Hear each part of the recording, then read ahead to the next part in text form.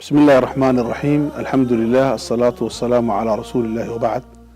السلام عليكم ورحمة الله waxaan jeclahay inaan kelmad kooban ka dhaxno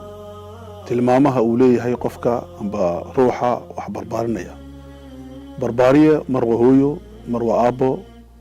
barbaariyahaas waxa looga baahan yahay inuu yeesho tilmaamo dhowr ah tilmaamta koobaad ee muhiimka ah waxa weeye uguna muhiimsan inuu qofka barbaariye yeesho waa naxariista weeye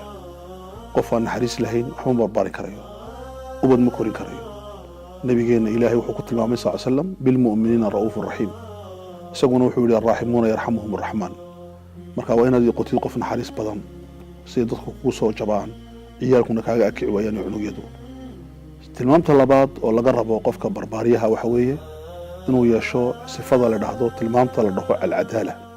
inuu yeesho adli cadaaladu waxa weeye qofku inuu qaybiyo wuxuu ilaahay siiyay wuxuu ilaahay siin laga marraba inuu qaybiyo qalbigiisa waxa ku dhex jira ilaahay baa leh la tamlik laakiin waxaad haysataa waxa gacantaada ku jira iyo aqligaaga iyo joogitaankaaga iyo ka warhaynta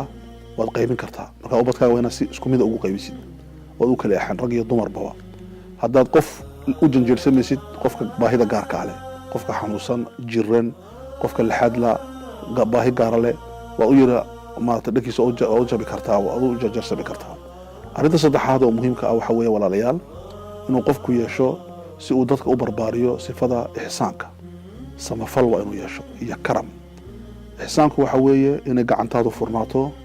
maskaxdaaduna furnaato qalbigaaguna furnaado ilmahaaga wax walba hasiinu gacanta u aqligaaga si qisada ku akhri kutub buugaan ku akhri khibradda ku akhri nolosha bar qalbigaagana si dareenadaada oo dhan jacaylka naxariista la jooga si gacantaadana u fur samafalku waa kaaba muhiim arinta ugu dambayso afraad ee muhiimka ah waxa weeyaan inaad noqotid qof dulqaad leh sabirna leh dulqaad ballaaran yeelo wax walba ka cadhoon wax walba ka argagixin waa inaad noqotid qof ballaaran sabir leh eegaya ficilkaad maanta ku sara kacdid berito la muxuu keensanayaa waxa laga yaabaa haddaad noqon weydid qof dulqaad leh ilmahaagu inuuna khalado weyn ku dhaco amba cunugaaga amba gabadhaada marka dulqaadku waa muhiim ilaahay ambiyadu ku amaanay nabigeena ku amaanay marka waxaan rajaynaynaa tilmaamaha haddaan yeelno ubad macaan baan helinaa qurrata acyun